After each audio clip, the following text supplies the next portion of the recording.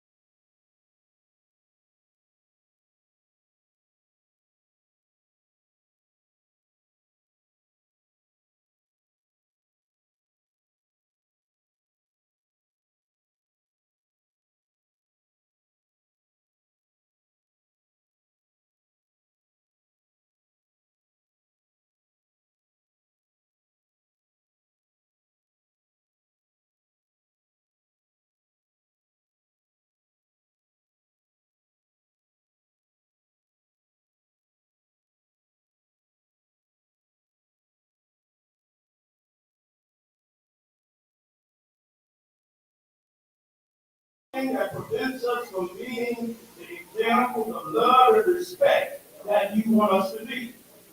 God, we say thank you today. And we remember with gratitude today, God, the witness of Dr. Martin Luther King Jr. And we ask that we have the courage and determination to follow his example and fighting the good fight of faith, to keep fighting injustice and living the gospel of love.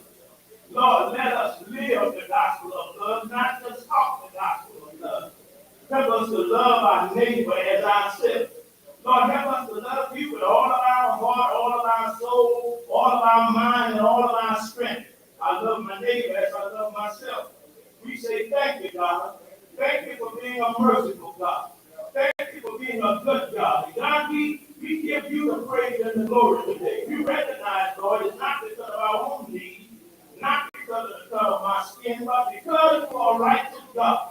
And now we give you the praise and the glory. We ask this in all things in your Son Jesus' name. Our great Redeemer, our soon coming King, in the name of Jesus Christ we pray. If you believe that, come on, put your hands together and say amen.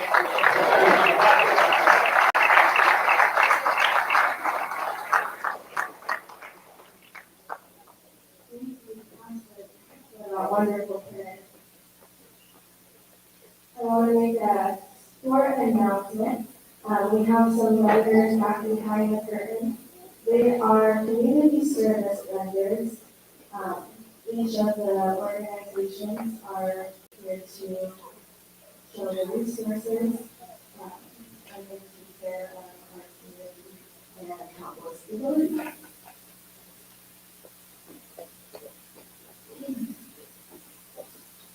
We will now have the occasion. My list still began today.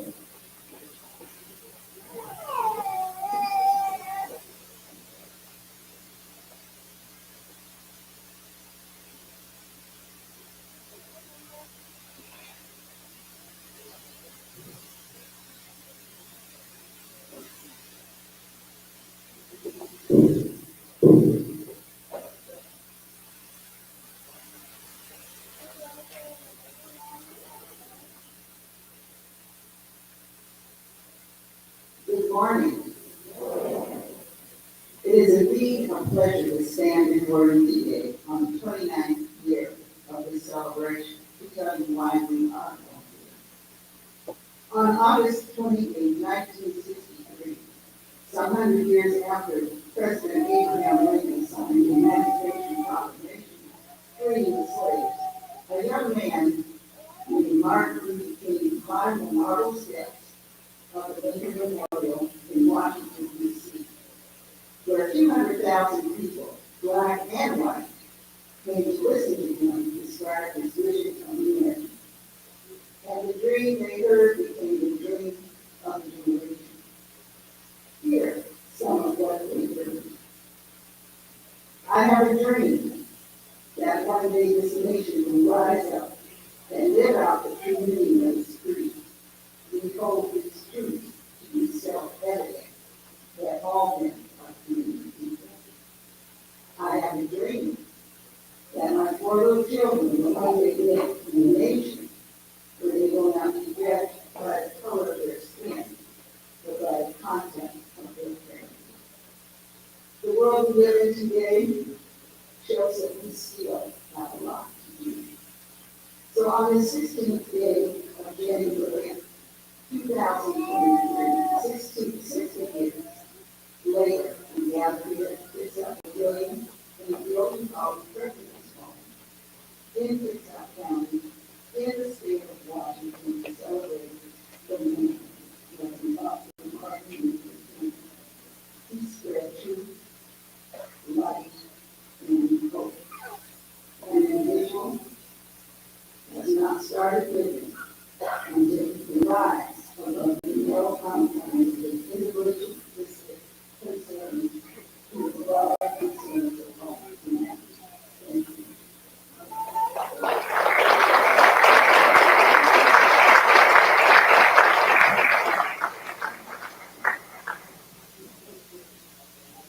Thank you, Sylvia.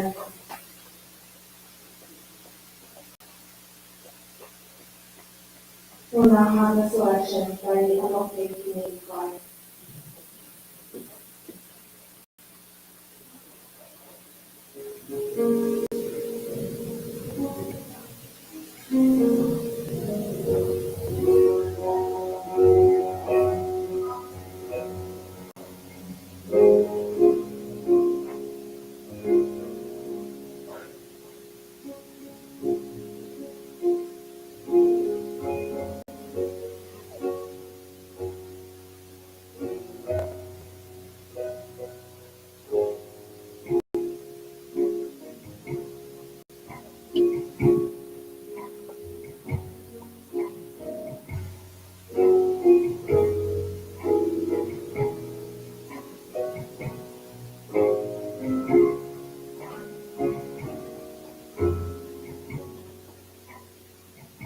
There's nothing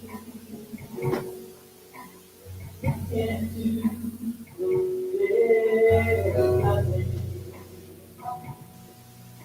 too hard to do. So we pray this prayer earnestly, and we pray this prayer fervently. Oh, we need in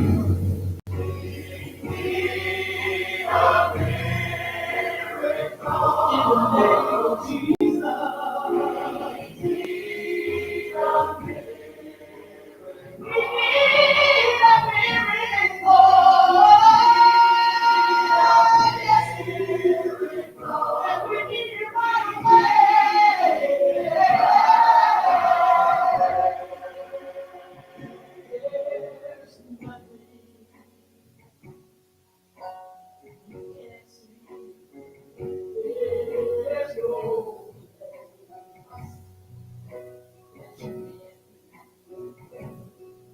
So I pray this prayer earnestly, and I pray this prayer fervently. We need a miracle.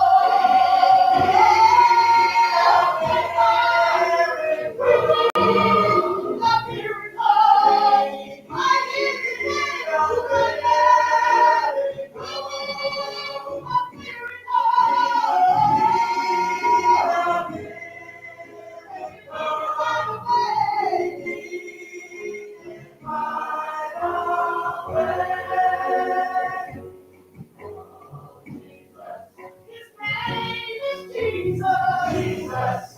Mighty name of Jesus. Jesus. Oh, Jesus. Jesus. We call Jesus. Oh, Jesus. Jesus. It's the greatest name I know.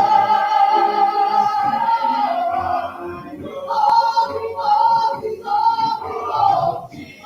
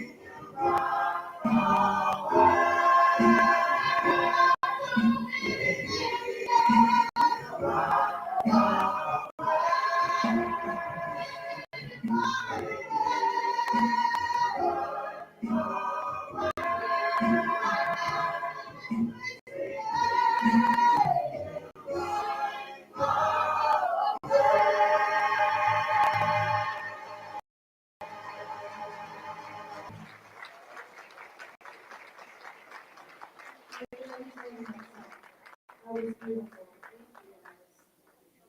Really quickly, there are two vehicles blocking traffic, a black Chrysler and a Ford Escape. Um, if you guys need to know the license number, you can get that. Chrysler and Ford Escape, if you guys could please move your vehicles. We'll now have proclamations and greetings by Kitsap County Commissioners, Commissioner Charlotte Dorito, the Mayor Pemberton, Mayor Greg Wheeler, and the Mayor Caldwell, Mayor Rebecca Erickson.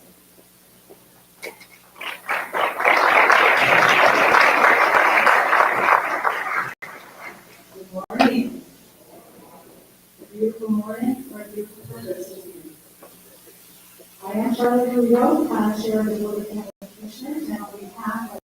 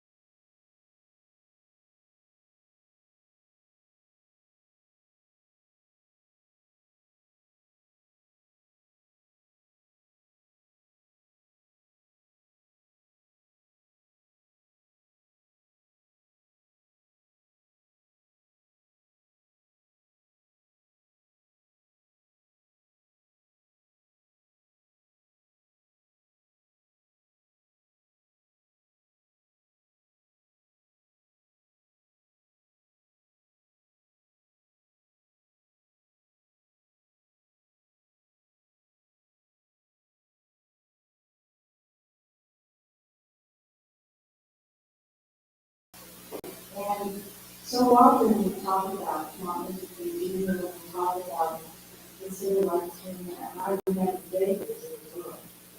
I'm old, David as well. And I was thinking about the man today as I was writing here. I was thinking of the man of God. And the fundamental truth of his truths and how God must have been working through him in powerful ways. And how we are all so much better because of what he did through the power of God. So, with that, I'd like to read a proclamation. Whereas Martin Luther King Jr., born on January 15, 1929, was destined to make our world a greater and more noble place in which to live, dedicating his life to defending justice and racism, embracing the world with its freedom on the land, guided by love, instead of hatred, and by acceptance, instead of intolerance. And whereas on August 28, 1963, Dr. King described his goal most eloquently in his famous I Have a Dream speech at the historic Civil Rights March on Washington, challenging us with his unparalleled commitment to justice and nonviolence to look deeply within ourselves to find the roots of racism. And whereas in 1968, many people, both black and white, who had worked with him so hard for peace and civil rights, were shocked and angry when Dr. Martin Luther King Jr. was assassinated at the age of 59. And whereas, throughout his all too brief life, Dr. King often confronted powerful and even violent opposition, sacrificing his liberty, his personal safety, and ultimately his life for the cause of freedom. Now, therefore, I would like Eric to Mayor of the City of Washington to hereby proclaim Monday, January 16, 2023, as Dr. Martin Luther King Jr. Day. We call upon the citizens of Hollywood and the surrounding area to observe the occasion with appropriate programs, ceremonies, and activities. Thank you very much.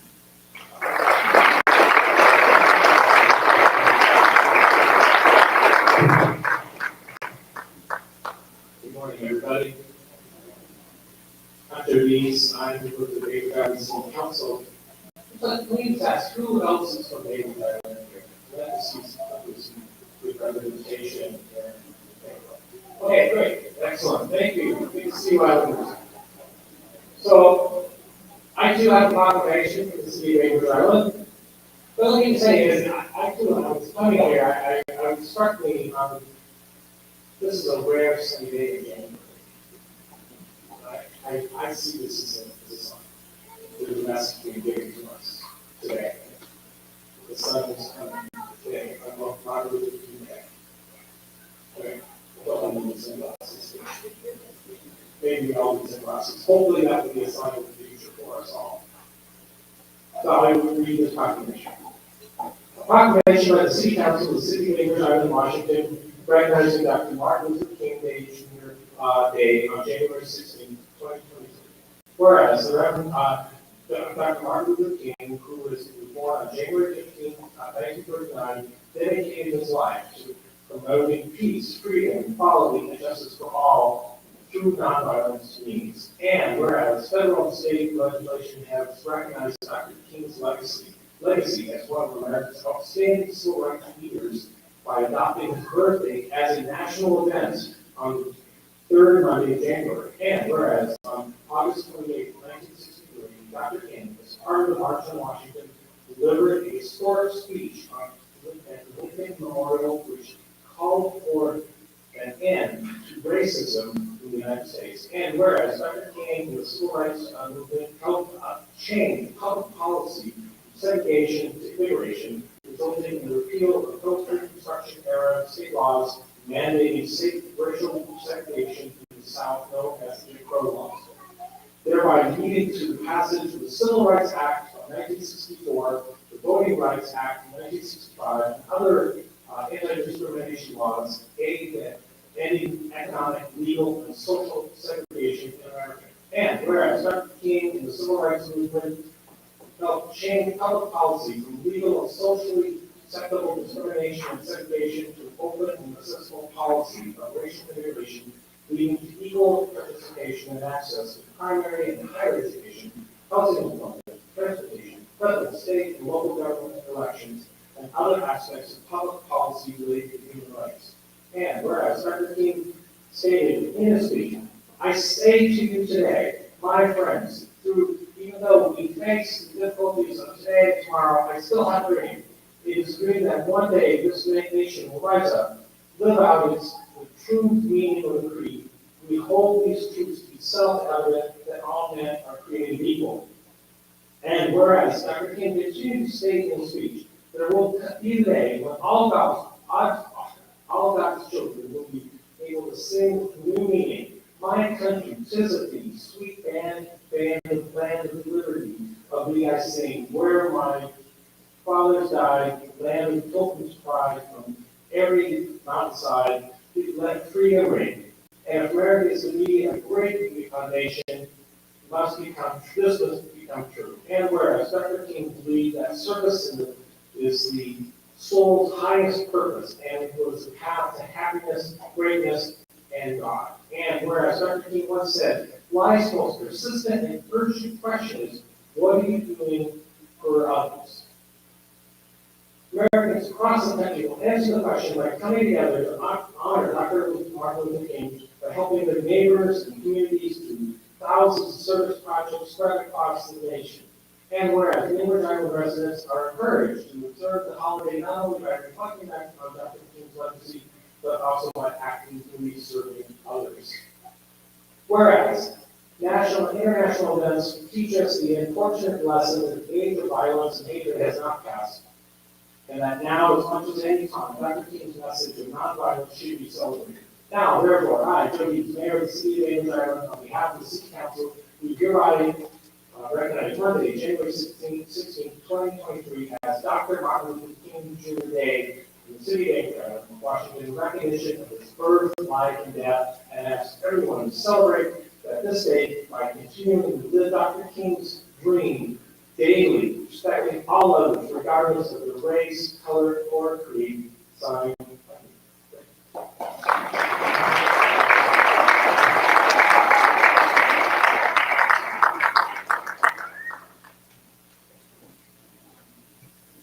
Good morning, everyone. This man right here, Reverend Paul, who gave the invocation, he is many, many things. But I also want to know, for me personally, he's my boss. He is one of our 5 trustees at Olympic College.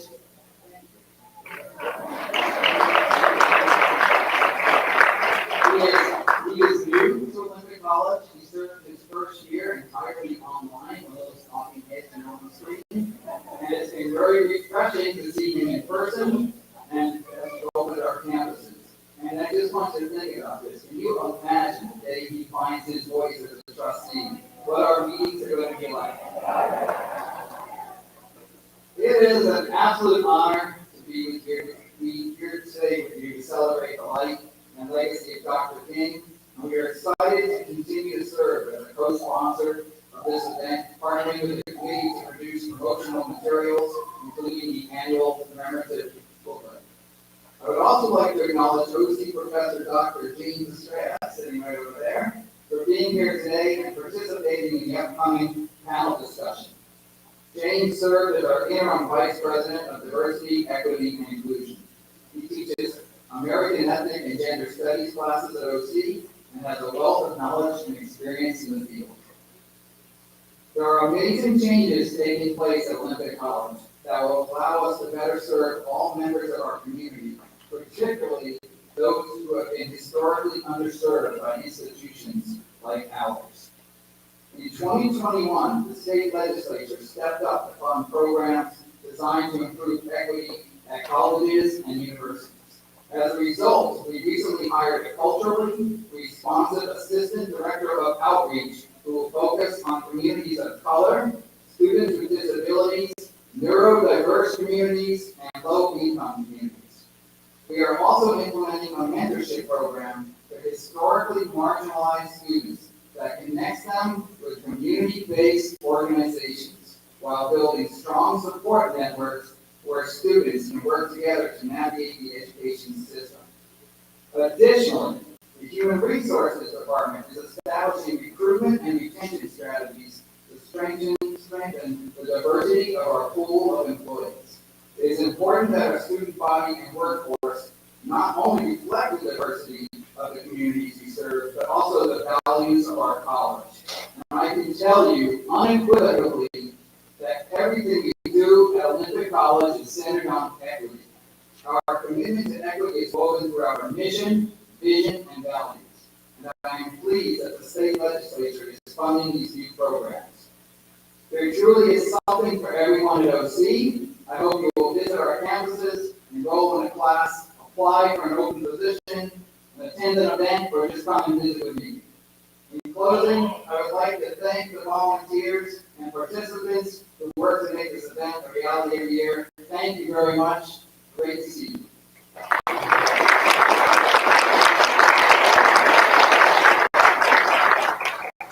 We'll now have selection by the LOK Community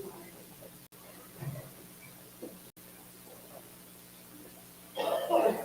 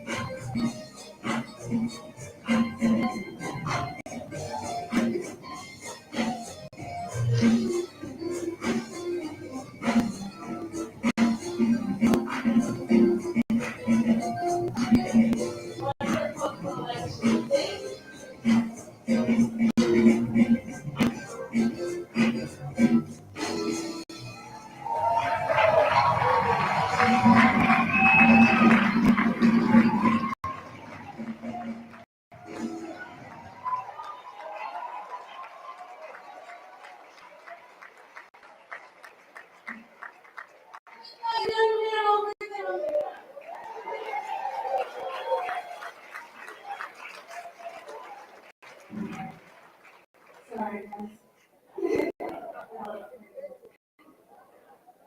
We will now have the introduction of our guest moderator, Mr. Marwan Cameron.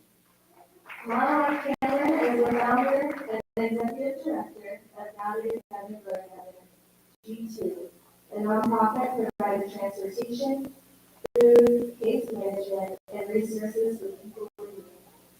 Marwan worked as a consultant for the Navy Fleet and Family Support Center and an educational advisor for the Navy College, and has taught as an adjunct faculty professor in a myriad of disciplines, primarily business management and digital literacy at Olympic College. Marwan is a former Bremerton Housing Authority Commissioner and currently serves on the board of directors for Fifth Ave Regional Library, as well as the Resilient Ecosystems Board. Marwan serves on the audit committee for the city of Bremerton. In between his work and volunteer service, Marwan has created the Conduit Network. The podcast purpose is to teach, inform, and elevate voices across Canada and beyond. Marwan's vision and the vision of G2 is to ensure that every Canada resident has support and access to resources they need in order to succeed. He has always been passionate about improving the life of Canada residents and is always striving to find ways to increase access to education and resources for his community. Most of all, Marwan is a proud parent of his two daughters and granddaughters, and glad to introduce you, Marwan.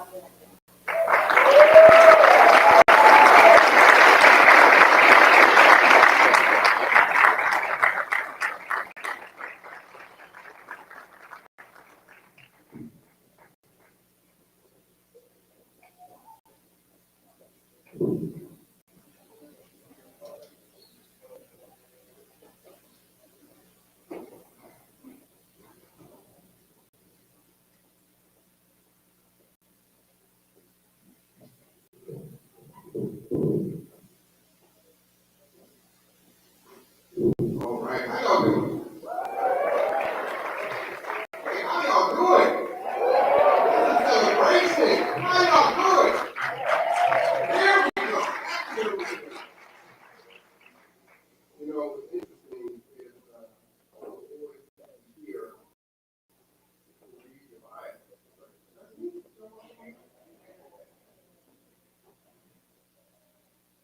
I want to thank Ebony, 29 years.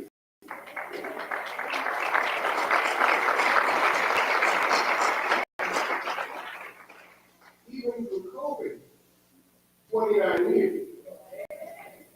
I believe that is part of King's dream is to continue to move forward. If you can't fly, then run. If you can't run, then walk. If you can't walk, then crawl. But whatever you do, you have to keep moving forward. And these are thank you. So I'm going to go ahead and introduce our panel. We're going to do something a little different today. Please, if you would, turn in your program. Now, these are all very distinguished folks. And hard to read their entire Bible. We'll be here for a while. So I'm just going to go through just a little bit and have them come forward. So the first person is going to be Miss Teresa Stanley, DE and I specialist at the Reverend Housing Authority. She grew up in a Navy household, traveling up and down the West Coast and island services. After her parents retired from the Navy, she moved to Colorado Springs, Colorado, with her husband, and she began her Army career. Now, as a volunteer, she helped support local organizations during events and community outreach efforts. Teresa is currently pursuing a bachelor's in human resource management. Ms. Stanley has been employed by the Reverend Housing Authority for over 5 years and was recently appointed as Agency Diversity, Equity, and Inclusion Specialist. Teresa is honored to assist her agency in creating a diverse and equitable workforce while also helping our community remove unnecessary barriers that prevent the undeserved from accessing the things that we need. Could you please come forward?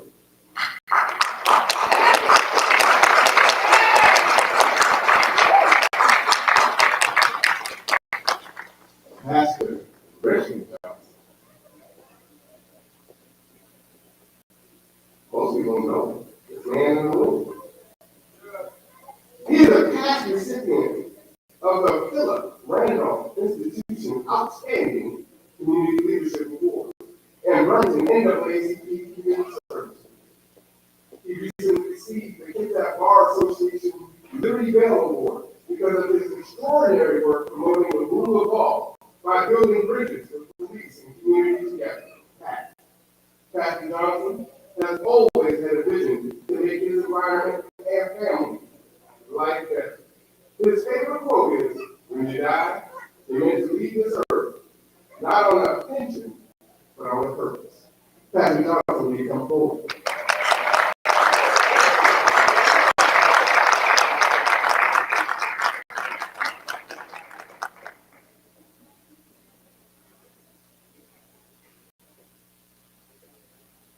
Oh, Reverend Wes Davis. Wes is a church planter, basketball player, and lead pastor of New Life, a people becoming a church movement with campuses across the greater Seattle area.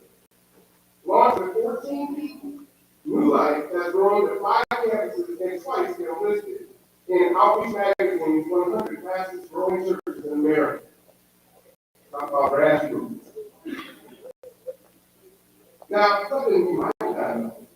You received his BA in Biblical Literature and Master's in Missional Leadership from Northwestern University, where he was ASB president. He also won a national championship in men's basketball and was named NCAA Division II Player of the Year. Pastor, will you come on board?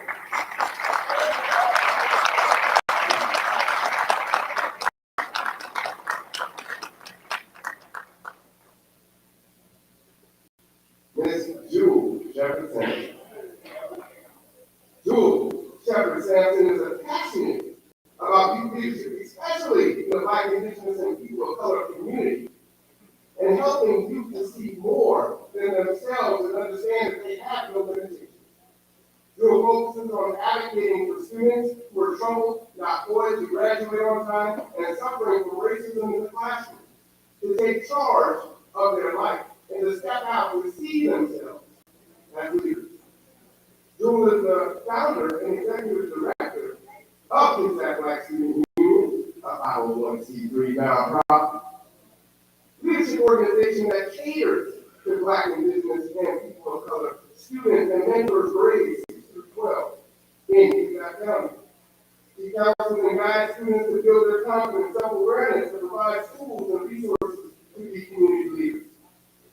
while giving them a sense of belonging. She provides events focused on social justice and leadership, initiatives for students to see real-world scenarios and how to handle the pressures that we may encounter. Jewel is also the owner of the House of Glam Salon.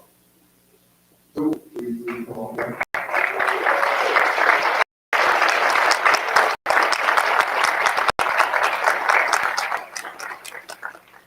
Mr. Robert L. Harris, NAACP Reverend Unit 1134, President, and Washington State Department of Transportation Construction Oversight Engineer.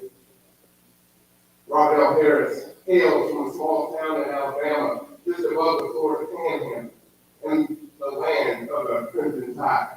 Roll Tide. He is the youngest of 6 siblings who migrated to Washington State in '92 at the request of his beloved older sister.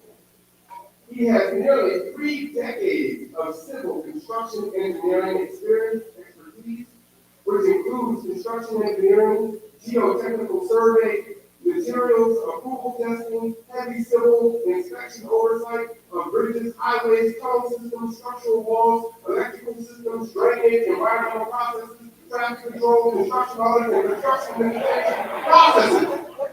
Woo! Lots of council here. He has served this community as the first vice president of the NAACP Bremerton Branch Unit 1131 and is the newly elected president of this organization. He is also a loving husband, proud father of 4, grandfather of 2 beautiful grandkids. Robert E. Plumlee.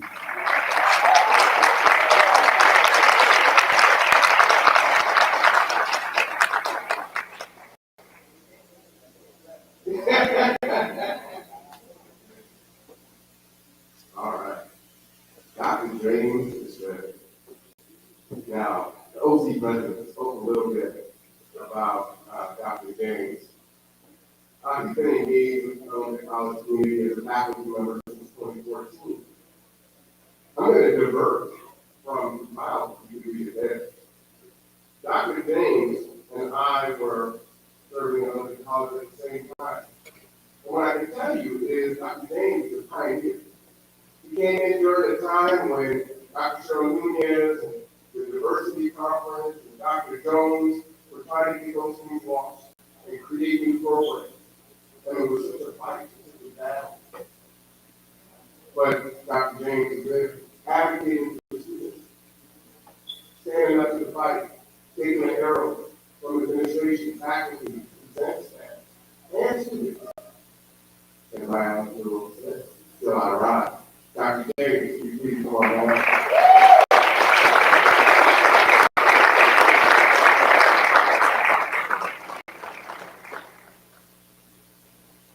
We have one more distinguished panel guest to come up.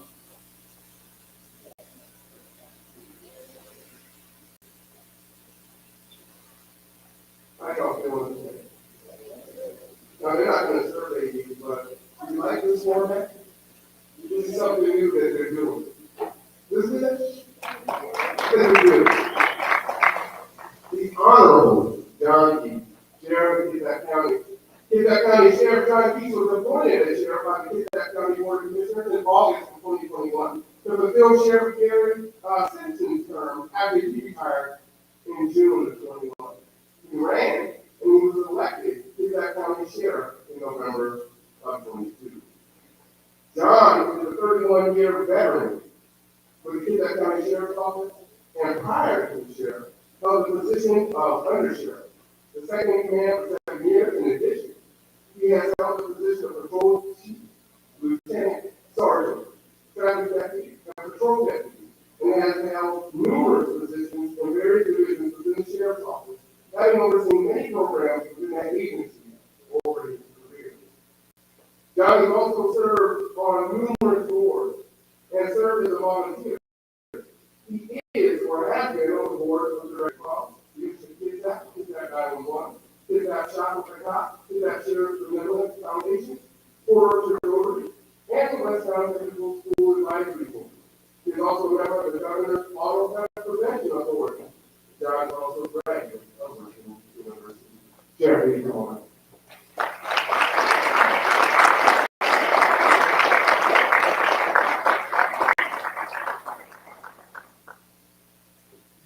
All right, so we're going to go ahead and ask the panel some questions.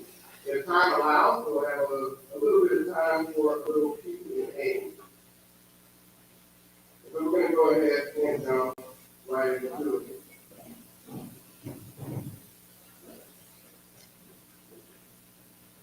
All right, you want to spread out a little bit more? Okay, that's all right. You good? Okay. A little tight.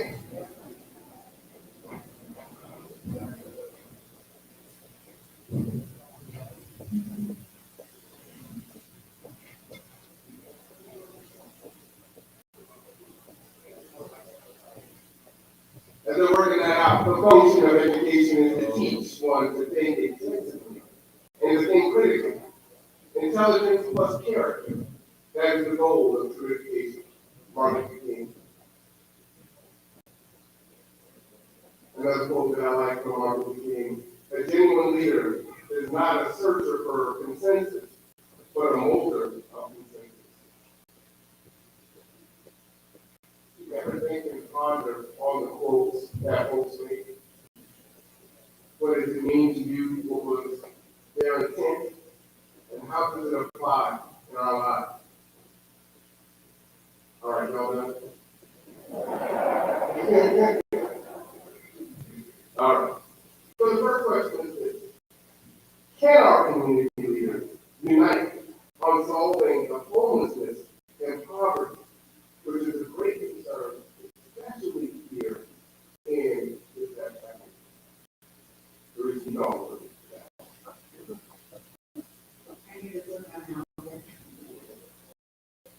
Can our leaders unite? When I first looked at that question, my immediate thought was, yes, our leaders can unite. But the question I think that remains is, do they want to? I've heard so many ideas expressed on what to do with vacant units, vacant hospitals, what to do with the homeless, and a lot of ideas are being put forth, but where is the action at this point? Because I would say to our leaders. So can they? Absolutely. Whether or not we see that action that we want to see, that remains to be seen. Sure. I'll leave that question to you also. Yeah, I believe absolutely they can, and it's actually imperative. And one of the things I've learned is that the sheriff and work with the homeless issue is there's a lot of great programs, a lot of great people that want to do something. And so now it's getting coordinated, making sure we're all doing effective work, and then we're all funded, all pieces of us to keep that. And that's Absolutely. Yeah. So working at school, education between us and great people like that, right? But I think two things we have to do about to be action, right? One, schools, not just OC, we need to always be in touch with the communities that we serve. We need to know what is it that our communities want from our schools. And second, I grew up, I grew up in a single household. My mom didn't have money to pay college. I think removing financial barriers and other barriers is absolutely important for education and to help support this homeless piece that we're experiencing. So financial barriers and making sure our schools are in touch with the people that we serve.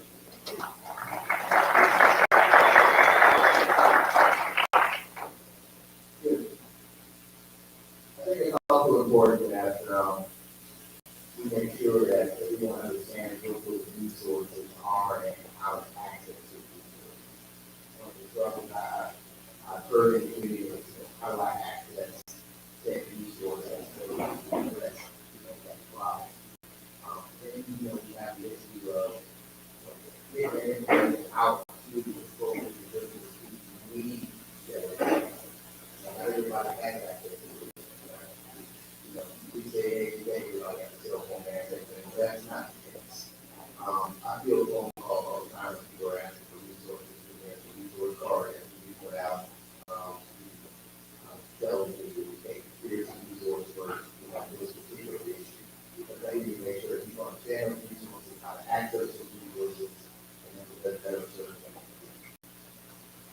And, absolutely, yeah, united. Dr. King identified that in his last message. And he went on to talk about the Good Samaritan. He talked about how the preacher and the Levite, somebody stand on the side of the road, go wounded and half dead. But as we are looking at the theme of this particular celebration, they didn't see him. Really. They crossed over on the other side. And so the one that saw him was of another race.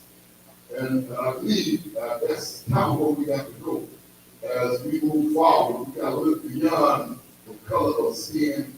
We got to look beyond the neighborhood we live in. I wrote that about for we're in many communities now. And so they don't see those that are hurt. They don't come down to see it. But this other man not only saw it, but he had resources. And so a lot of us are in a position where we want him, but we don't have the resources there. And so that's why I'm so excited about the movement of up from slavery, where you see the leadership teaching the young people how to have resources. I'm not going to keep going, I'm going to stop there. But we can do it. Yes, we can. All right.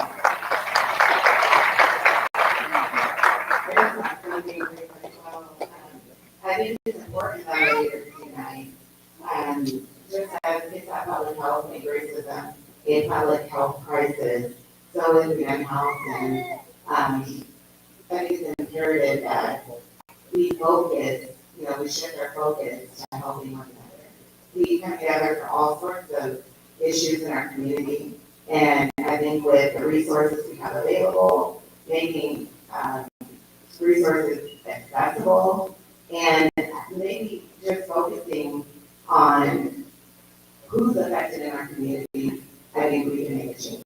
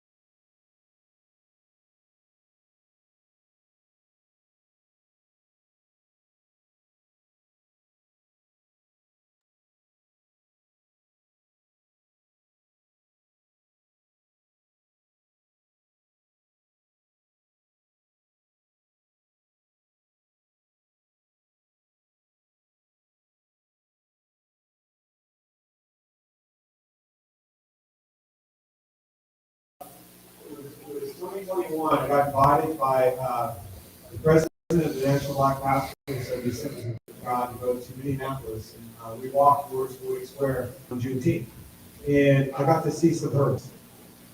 And so I think when I hear some of my friends talk about the way they might share. I still think they're aware of that. Some of the tracks have more hurdles on them than your lane.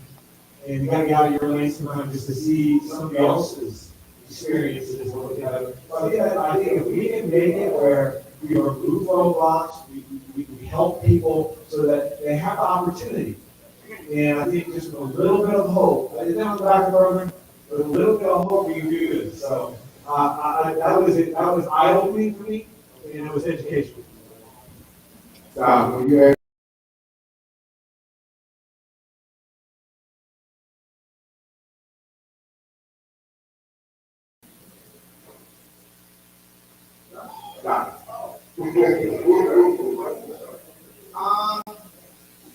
I guess I would kind of maybe respond with kind of, how do you think about my family and families that I grew up with? I grew up poor, to be quite honest. And I was constantly told, my family, my community, the people I went to school with, saying, you know what, like, if you just work hard, you're gonna be okay, you're gonna make it. And I kind of realized, like, growing up, I'm like, well, why do we keep saying if you just work hard as an individual, you'll make it when you have all these institutional systemic barriers at the same time? And I feel like, wow, like we're all living that contradiction day to day, every day, saying that you can live this sort of meritocracy, but we have these systemic barriers that we need to sort of remove. And so I think what bothers us is that, we're saying we're rich and we're poor, it's the fact that that system justifies this idea that when we say those rich or poor, we didn't hear this, if someone is poor, we are all poor. We didn't be able to say that we are all connected and interdependent. And I think that's what bothers us, is that sometimes we lose that connection with each other, and that's what we need to build.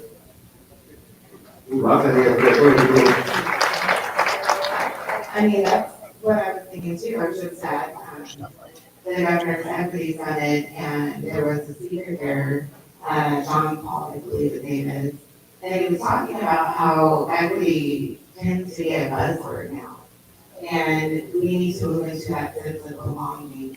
So within equity, sometimes it means being transparent. When I'm with my students, I like to mirror to them that I did not arrive here this way. I had some obstacles that I went through. I was homeless at some point.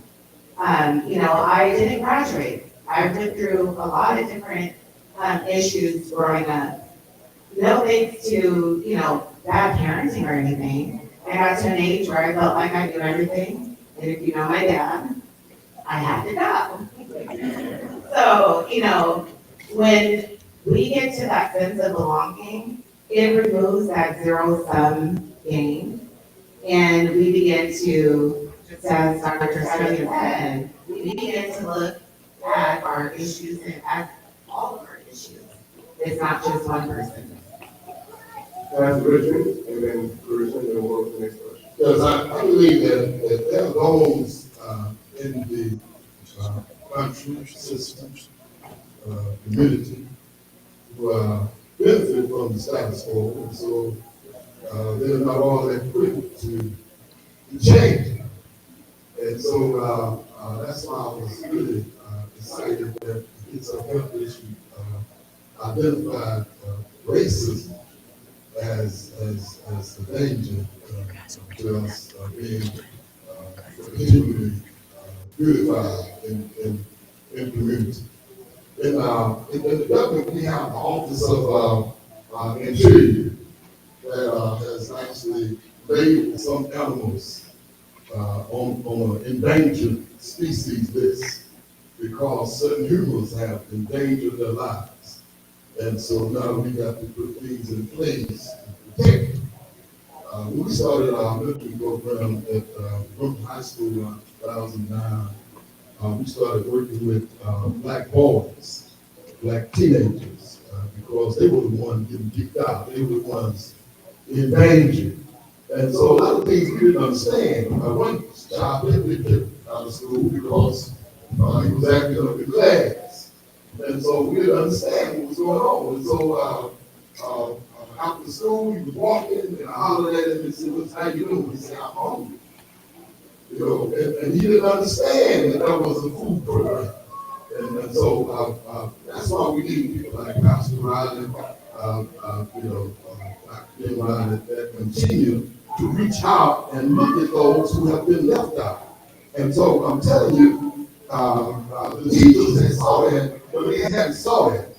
And so a lot of teachers right now are struggling because we are putting all the teachers in the same bag. We got to find bad teachers, and we got, I'm telling you, we got to start giving more resources. I just put it like this, more funds to the good teachers. Just like we got to find a bad police, and we got to get more resources, more funds to the good ones. I'm going to stop there.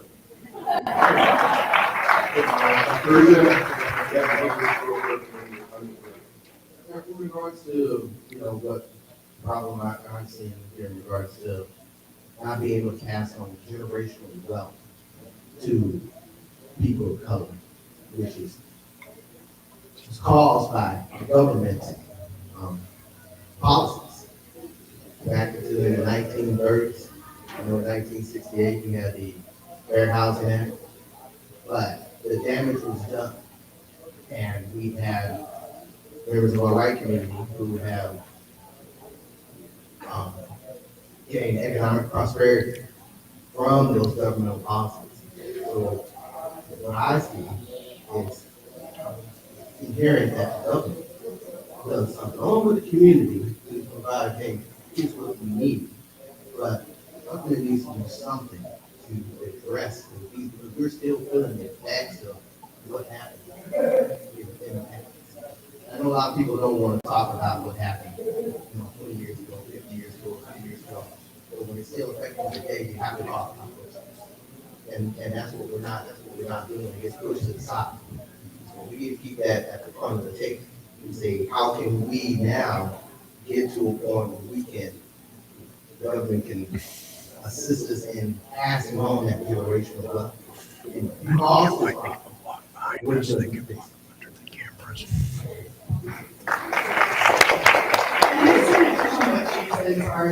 We're all being interdependent.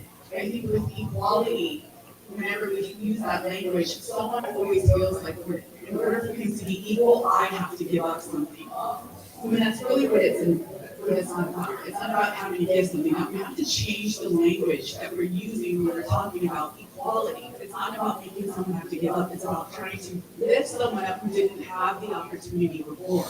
It doesn't mean I have to take something off your plate, but it's taking a look at their plate. What's missing? It's taking a look at their fertilizer. What do we need to do so that way they can have the same opportunity to have the full plate? I think the language around equality needs to change so we can all have opportunity.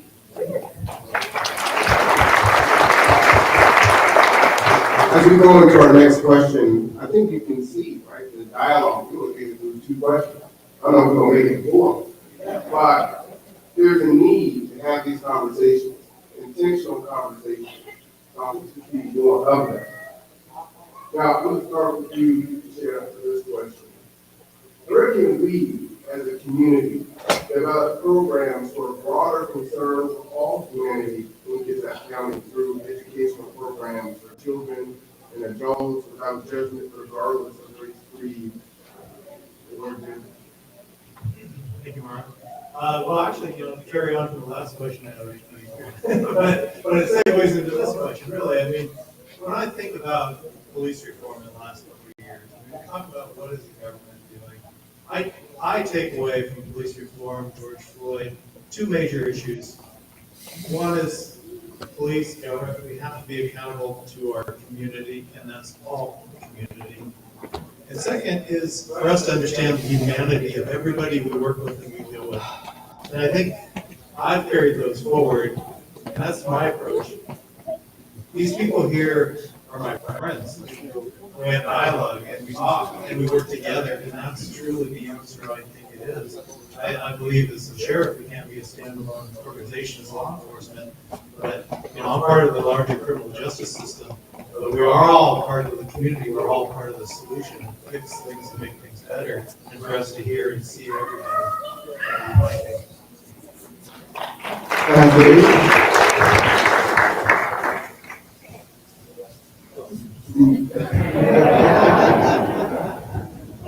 That took me right back to 8th grade.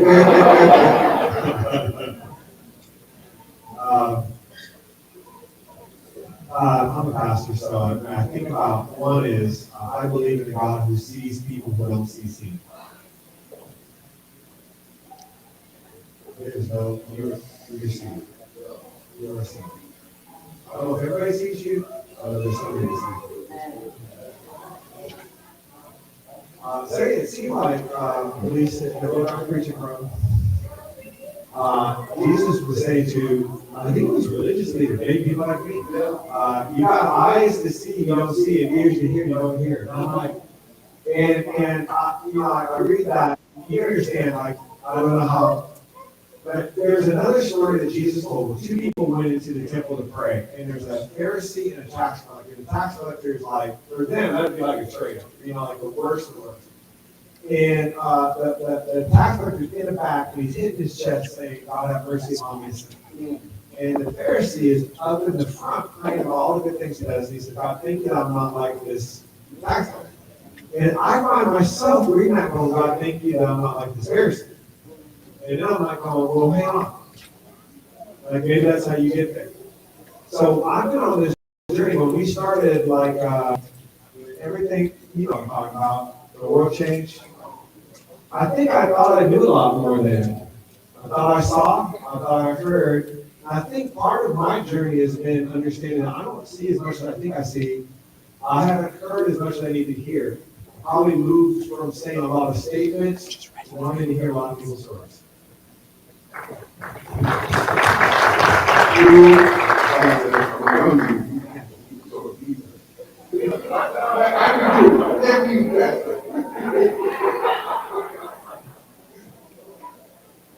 Well, I just wanted to say, in terms of broadening, I don't think we need to broaden. I think we need to reach across the aisle to one another. We all have, just in this room, there's a lot of resources.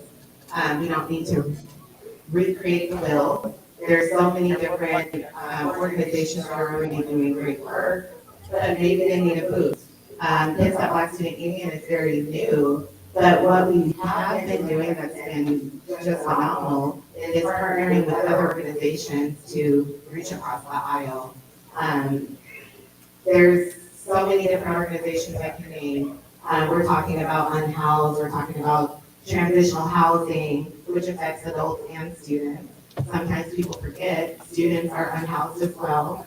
We're trying to figure out how to help students within our mission as well. So some of the names I can think of are the Foundation for Homeless and Poverty Management, the Rejuvenation Daybreak, G2. Well, there's so many. And with each one of our organizations just taking the time to partner on something, you reach audiences that you wouldn't have reached on your own. So I think it's important for us to continue to do that.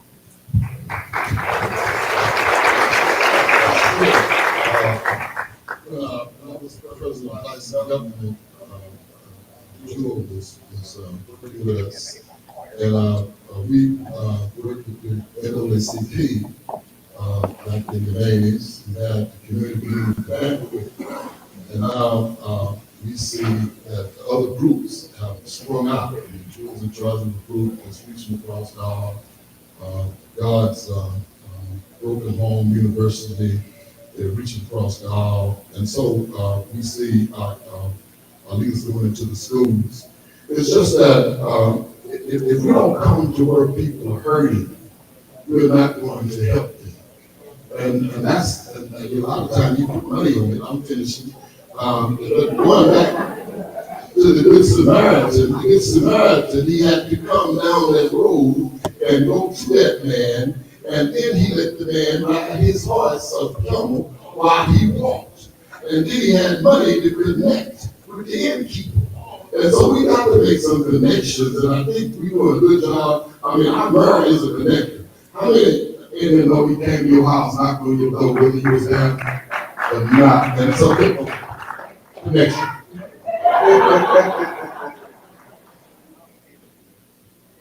All right. What might be some of the circumstances and or conditions that could be put an individual into poverty or homelessness. Some individuals may be experiencing homelessness or poverty. Do we have education or trade? Just can't afford the bills. All of these things could be catalysts. So can you speak to, just from your experience as subject matter expert in what you do, what are some of those things that folks here in Kitsap County are facing and struggling with?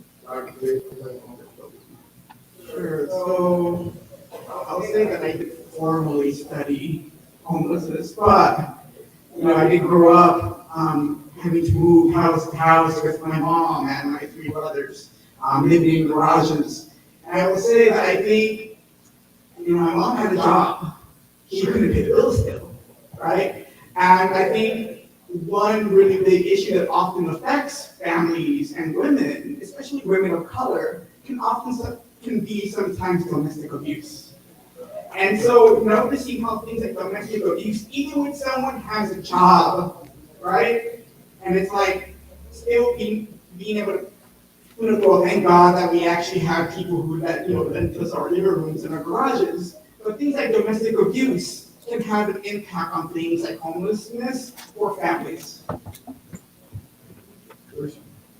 I think what we're seeing right now that's probably contributing to homelessness is structural strain leading to social strain. We've told our society, these are the goals that you can achieve, here are the legitimate ways that you can do that. But when you're doing all of those legitimate things and you don't attain those goals, that puts you into a strain. And that leads to, whether it be deviance or maybe it's just a set of domino effects. But what we're seeing, I think, that's leading to homelessness is structural strain. It's not doing what we want it to do. It's doing what it was intended to do maybe 30 years ago. And it's time to reevaluate so we can meet some of the needs that's causing some of that social strain that we're seeing. President Henry. That's how good, no, President Well, I mean, there is a myriad of things that could cause someone to be homeless. I mean, we just went through one of the worst pandemics in history, right? First, losing health care, people living in a single income home. People are still underpaid. So all these things are factors in regards to whether or not you're homeless. And a lot of people are still living paycheck to paycheck. You could be out sick for a week and you could be homeless the next. And then you never know. I believe that, again, it is imperative that we have the appropriate resources in place to address those needs. And again, being able to disperse that information to everybody. Get that information to the churches. The churches have been a conduit for information to the community for decades.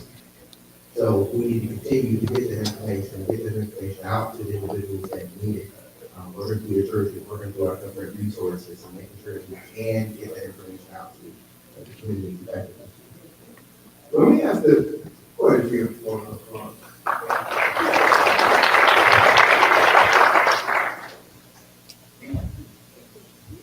I guess one thing that wasn't mentioned, but I'm certainly sensitive to is incarceration. And, we give people no hope if they are incarcerated and they leave incarceration and they have no housing and no hope. So I know at the sheriff's office, we have 13 programs we try to work with to help people get into services and get into housing afterwards. But it is a big issue. Sure, would you name a few of those programs? I know we work with the Real Team, we work with Sound Treatment, we work with Kids at Community Resources, so just a few. Art program, absolutely. Just wanted you to share that for folks that might not know, the names of these programs.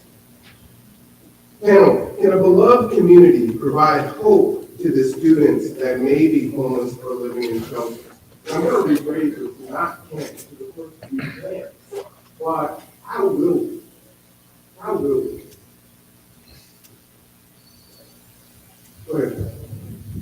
So when we look at what's going on in the country now, and even in Kitsap County, we have folk that have resources in housing, apartments, and but all of a sudden they have the liberty to raise the rent at their leisure. And so we have to work with our representatives to put a cap on that.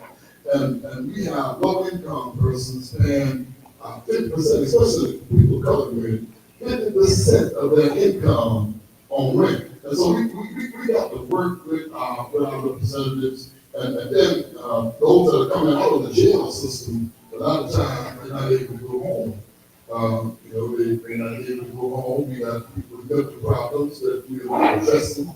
And this is making full for the mental health institution. We got to build some more. We got to open up some more. And so when we worked with our legislator and started the Reentry Council, Charles Simmons wasn't even represented at that time, but she saw the need. And then Reverend ended up becoming one of our first Reentry Council members to help them have resources when they get out of jail. Because they give them $5. I don't know how much y'all give y'all got out of jail. Anybody know? Okay, I'm gonna stop right there. You know, everyone wanted to go saying that, folks outside of affordable housing, they hardly ever use the calculus. So if you assume that someone makes $20 an hour, they're full time, which is 2,000, 40 hours, 2,080 hours a year, that's 40,000. You multiply that by 28, you get your tax. Right? So now you're about $32,000. Now, if the average rent here in that county is $1,500, you multiply that by 12, that's $18,000. When you minus that off, what do you have left for food, transportation? One thing that we don't talk about, that our mothers are important, that our children are important, but the single fathers, the non-custodial parents that have to pay child support, that comes off the top. So what are they supposed to do when there's no bus on Sunday to get them to work? When the bus stops running at 8:30 p.m. I personally take someone to work 4 days a week right now. Your shift starts at 11. You would have paid otherwise. And so we can talk about the things that we do, but what does it really look like? The calculus is important on that. We need to talk about it. I was just gonna say, one of our greatest resources, I look at it as an asset, is our lived experiences. All of us talk about what we've been through, and just, when we've done projects with G2, being in the room about transportation, a lot of our students want to participate, they can't. They don't have a ride, their parents are at work, or, we try to see if we can change the time for events. Our bus system doesn't run as well as we think it should. For as big of an area that we are. It seems like we're bursting at the seams in almost every aspect of living. And so reaching back across the aisle to one another, talking our lived experiences, but also having that light bulb come on, which Marwan does a lot of. Oh, they need a ride? I got you. And we've actually been trying to build projects around that. So there's some good stuff coming up. I think we need to continue to have these type of conversations, even in smaller groups, just like we did with KCR. The students were brilliant when they came in the room, and they said, people say we want to hear from the student. But then when we say what we have to say, we get put on the back burner. We can't afford to do that anymore. Our students' voices need to be amplified, and we need to start putting real solution and action into the issues that are going on in Kitsap County.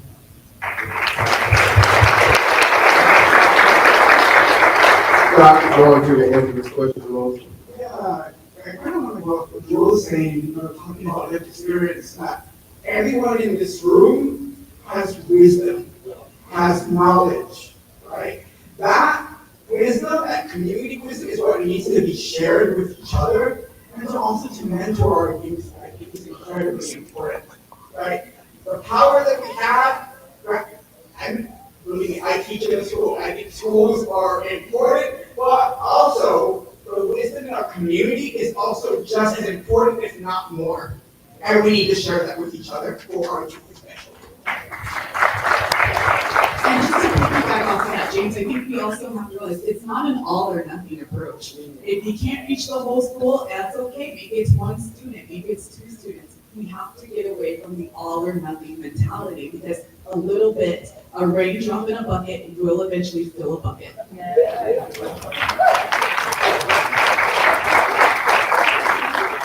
I'll ask one more question. I want to open up the 5 minutes of Q&A. Can we as a society and individuals, I really want you to think about this from the individual standpoint, create the kind of social change that we will allow us to effectively understand the truthfulness when we say receive. I'm going to add an addendum onto that. And it's the beginning of 2023, so I'm going to challenge you, because all of you are doing wonderful work. What's the next? What's the next thing? What's the more? And I think people will mindset on making that. Well, I think we need to believe we can. This last summer, New York Times came out with an article that said the #1 crisis in America is the mental health of teenagers. Anybody think that's important? And interesting, there's some things there. One of the things that was interesting is one of the #1 contributing factors to the positive mental health of teenagers was that they had in their life, listen to this is how low the bar was, one caring adult. So when we talk about individual, I mean, you think about it as the way life is and the way God, we all have challenges. I heard a speaker talk about, we all have challenges, we all have support, right? During COVID, did our challenges go up or down? Did support go up or down? And that difference is the destructive stress that people are feeling. And so one of the things that I think we can start to do is we can get younger people connected with older people. We did something this last year, and it was a school counselor at the Central Kids Up High School that had the idea, and we just went with it. And, because in my head, it's like, we want to build hope into the teenagers and get them in a room and I'll talk and they'll be fine. And he thought he had a better idea. He said, what if we got them outside, walking, talking with adults about overcoming adversity in life and hope. And we just put it out there, we had 500 teenagers show up for first annual Hope Month. And adults all over the place. Fire department came out, we had a lot of support from and it's a community event. And it's like, what would happen if we had people outside, exercising, talking, hope-focused, future-focused? I think that would make a big difference. So, just trying to think about how do we get where everybody feels like, you can't sit with everybody. I can make a difference in 1 or 2 people. And if all of us did that, right, that little bit, I'm almost done. He's mentoring me about it. I'm all right. I can't wait for Sunday. The thing about it is this study of people who thought their marriages were over. And there's lots of reasons why it doesn't work. I live in the real world and I get it. Some of us have experiences like, listen, it just didn't work. But they found this. They found that the people who thought their marriage was over, that they tried something and said, well, what if it could be just this week, not better, but what would it take for it to be 10% better? Just 10%. And they found that actually saying thank you. Try that in your family, right? And they found that after a month of saying thank you, they got at least, well, here's what happened. It didn't fix the marriage. It didn't save every marriage. But it gave every marriage one of the things it needed, a very precious gift, and that's this. Hope.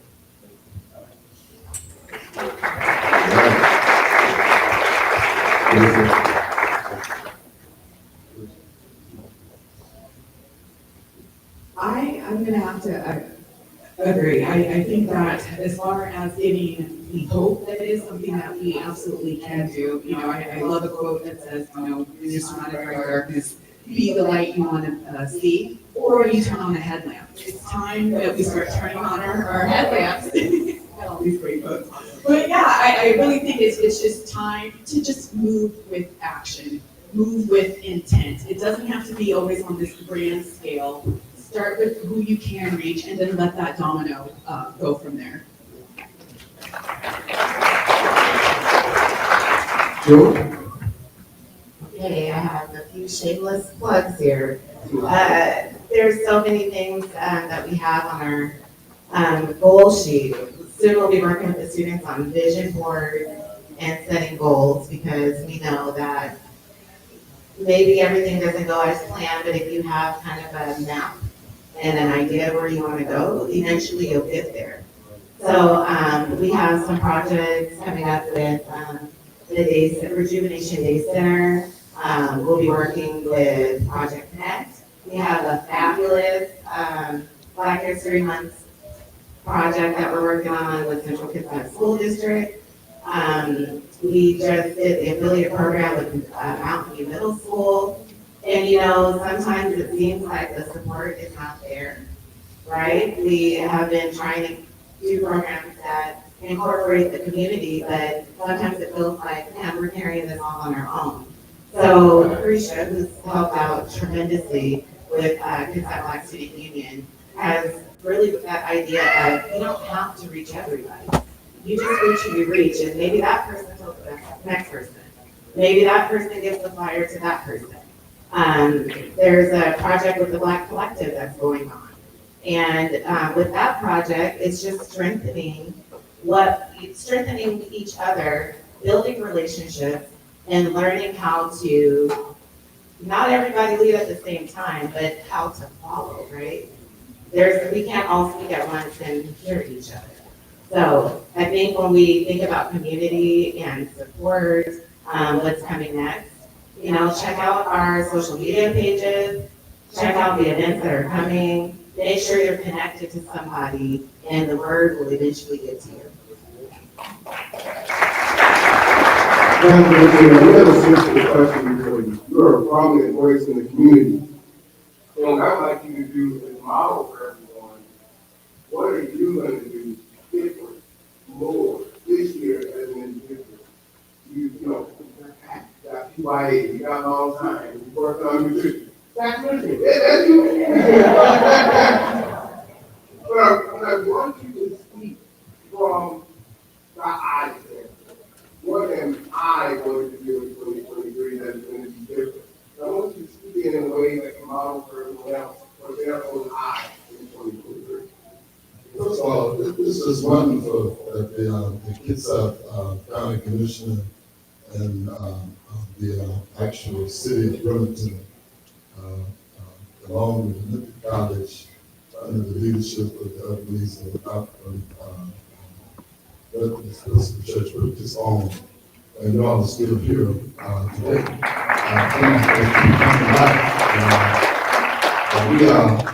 Mount Zion has always been in the bridge building organization and type of ministry. We hooked up with the Department of Social Services and started the gang intervention session or preparation.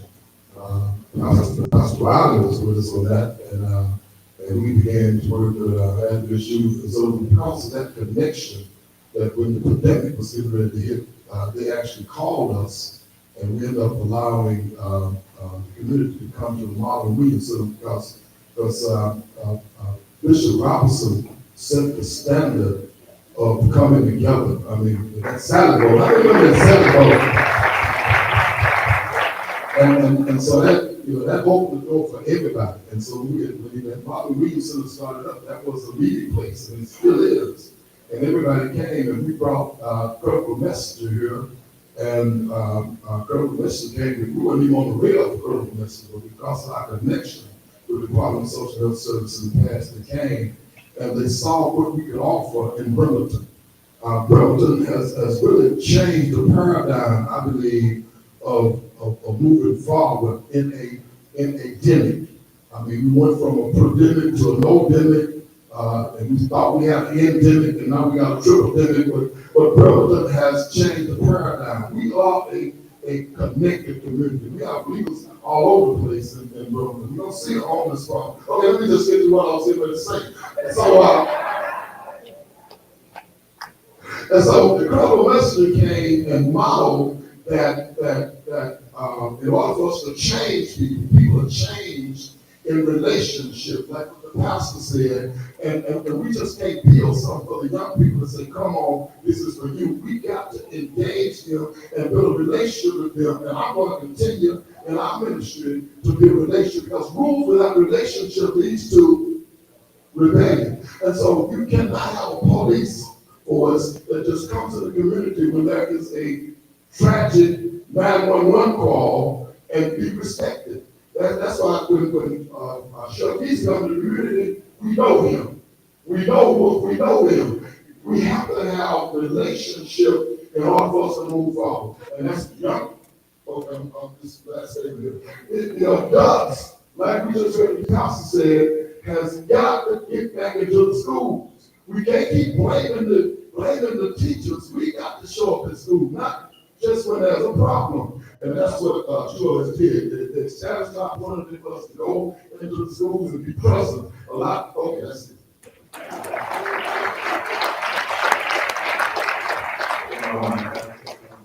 think it's also imperative that we provide support for the adults in the home.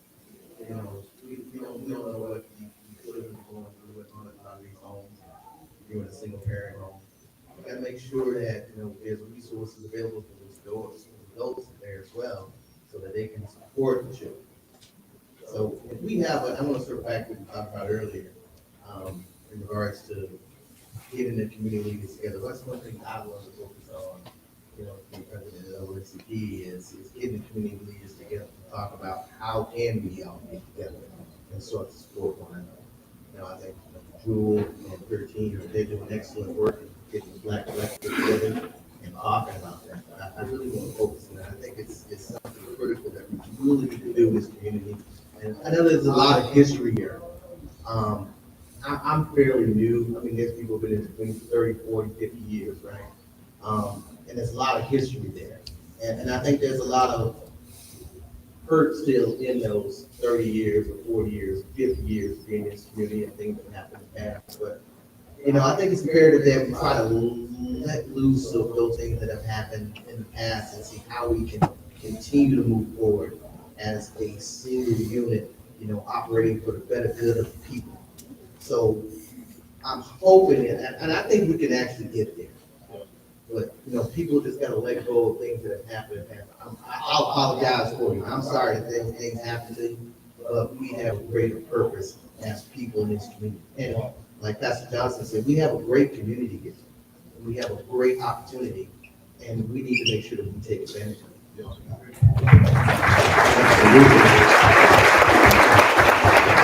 The sheriff and the good job. But one of the things I just wanted to say, based on what Barbara was saying, even if we haven't been in this community for a long time, doesn't mean that you can't get in and get engaged, right? The community needs you. Whether you got here yesterday or you only been here for 6 months, the community needs you. Go ahead, Jay. Yeah, thank you. When I think about what I'm going to do, I guess, not to be dark, because we're talking about such positive things, but I see a world out there that's turbulent right now. I see a lot of challenges. When we talk about homelessness, I've detected what I felt was a lot of folks going from compassion to anger. And that's a problem. And people fear rising crime, and they want something done.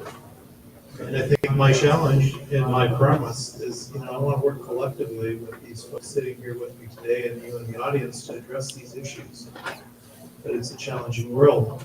And I think, we are a great community, a passionate community.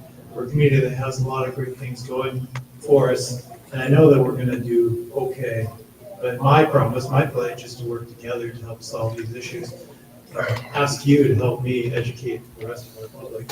Because for all the faces I see out here and all the friends I'm making out here today, there's a lot of people who are not here today. And those are the people we need to touch and reach out to.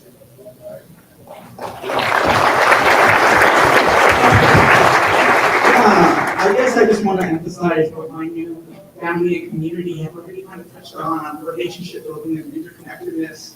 And Pastor and Mr. Robert, you all kind of reminded me of this proverb that I grew up with my grandparents telling me. And she would always say, "Tú eres mi otro yo," which means you are my other me. And so every day I kind of wake up and think about, how am I going to live out the teachings of my grandparents? How am I going to live out to get this able for you. And I think it's super important that we continue to pass on such teachings, which I think relates to Dr. King's love of the community. So I hope that we can all ask that, how are we going to live out our connection with each other?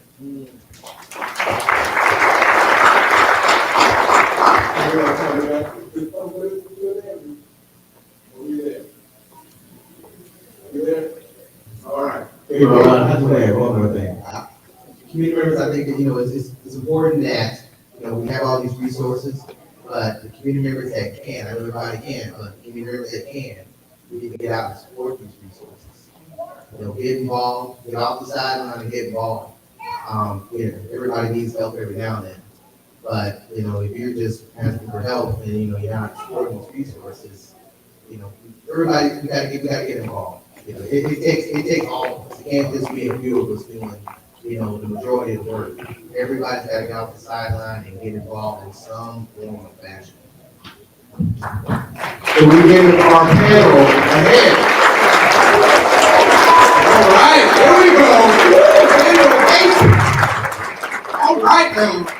Thank you very much. Thank you. As I turn it back over to the podium, I just encourage you all to have a conversation with the panel and find some new ways of being intentional into this new year as we're going forward. Thank you.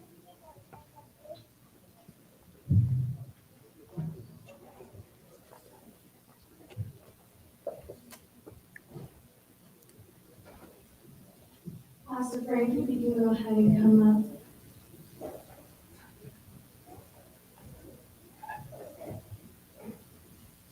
Another quick announcement. Thank you to bringing non-perishable products for the food bank, Bremerton Food Bank. They work with a whole bunch of nonprofits and shelters in the community and feeding our homeless. Again, let's give our panel a round of applause. Let us give this wonderful Christmas ceremony a round of applause. I think before we recognize our panel and do our last announcement, I think we have it set up for us to stand and sing with every voice and sing. We need to stretch into it, right?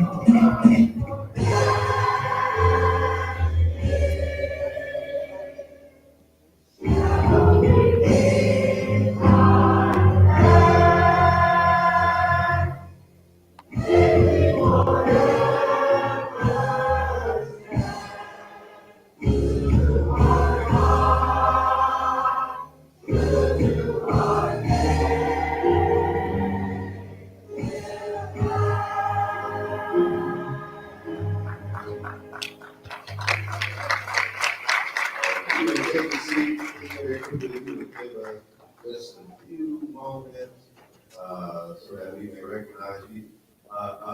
First, before we go forward, we have some princesses present with us, and we would like for them to stand so they may be recognized. Come on, give these young ladies a hand.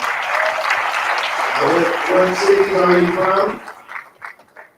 Oslo, Kitsap, Silverdale, all right. Congratulations, thank you so much for being with us. Just a few community announcements. I think Yara said it in the beginning, but we do, before you leave, please take the time to go over Beyond the Curtain and visit the different booths. Find out some of the resources that even our panel was discussing and how all of us can participate in making Kitsap County the best that it can be. All right? There's coffee available for those who may be interested. If you need a little pick me up on your way out of here, please stop by in the back and receive some coffee. Then there is a worship and praise encounter that will take place on January the 29th at Faith Temple. Oh, somebody got happy already. Ready for that worship and praise encounter. Faith Temple Church of God in Christ on Trenton Avenue here in Reverend. All right. Say thank you. Let me thank Mr. Marwan for doing such a wonderful job leading the panel. Thank you so much.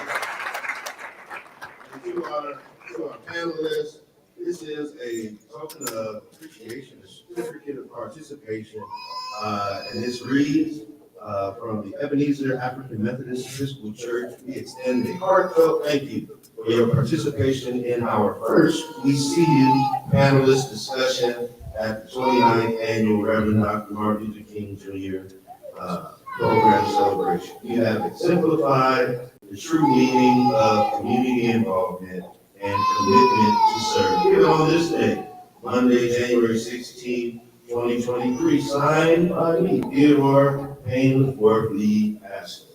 And we want to present this to all of our panelists and to Mr. Sheriff John Geese, to Pastor Richmond Johnson, to Ms. Carisha Stanley, to Ms. Jewel Shepherd Sampson, to Reverend Wes Davis, to Mr. Robert Hare, and to Dr. James Estrella. Let's give them all a hand.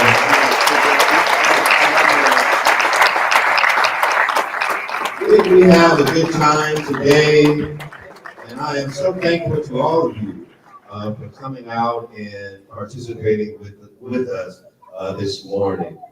We, as I said earlier this morning, the last 2 years, this is my third year serving here with the Ebenezer Church.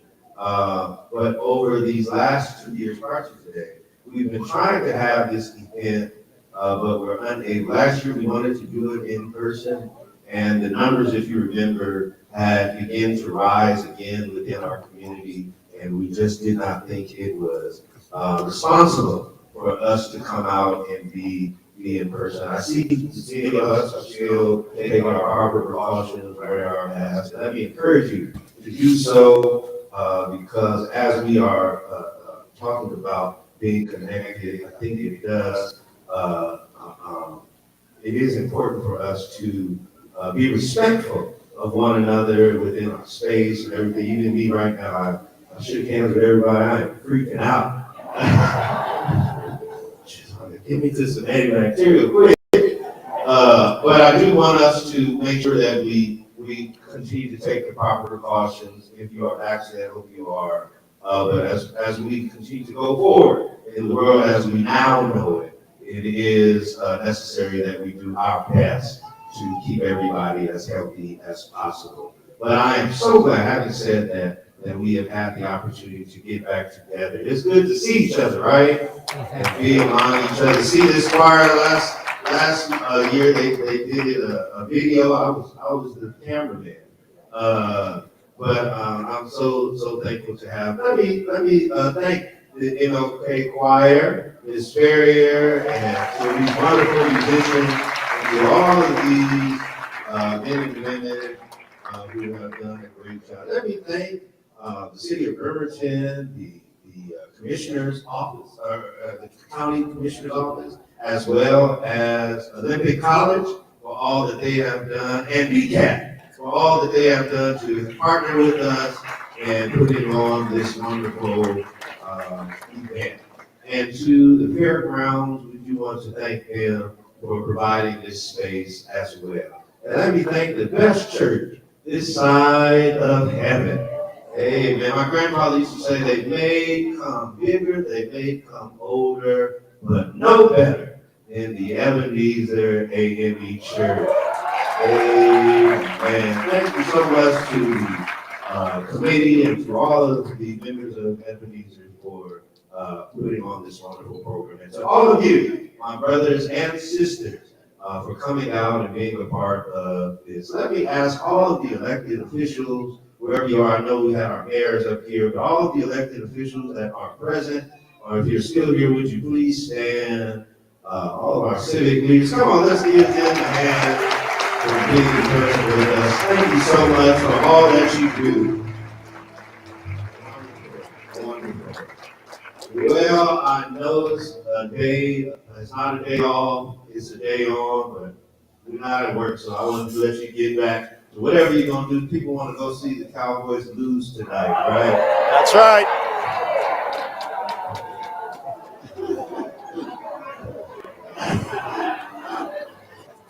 Oh, all right. Let me welcome Reverend Weston. Is he here with us? All right, let me welcome Reverend Weston as he comes to give us our closing prayer. Thank you so much for being with us, and we hope to see you for our 30th year next year.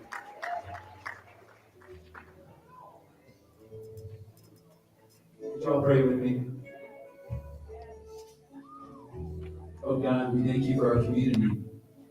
We thank you that you draw us together. We thank you for Reverend Dr. King and the dream that you gave him, the dream that we endeavor to live. We ask God for your blessing over this our entire county, over this entire region. We ask for your blessing over our law enforcement. Help them do their jobs with safety, with respect, hope. God, we lift up our community opportunities. People need places to live. They need housing that's affordable. We ask you to help us in that endeavor. God, we lift up our schools. We ask those to be places of safety and inspiration and preparation for great lives, for a great future. God, we ask that you would help us with this problem. We have drugs everywhere. And we need your help to push that back, to see that, to die down. For people to find freedom, hope, healing. God, help us to live and to see each other the way that you see us when we put our faith in you. Help us to live as brothers and sisters. Help us to be a community where everyone belongs. Lord, let it filter down to every family. Kids need mom, kids need dad, together. Lord, help us to be a people that can raise up a generation that can do that better than we have. We need you, God. We ask for your blessing. We thank you this day. In Jesus' name I pray. Amen.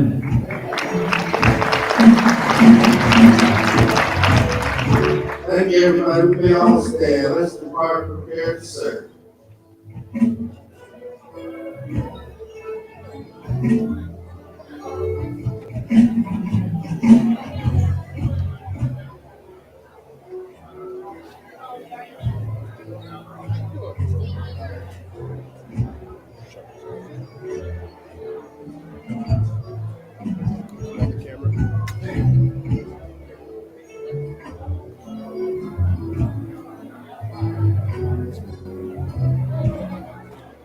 Sound? What's that? Mute the sound. Thank you for tuning in. Thank you. Thank you for tuning in. Thank you. This is Conduit. Thank you for tuning in. We'll see you soon. Or next year or something like that.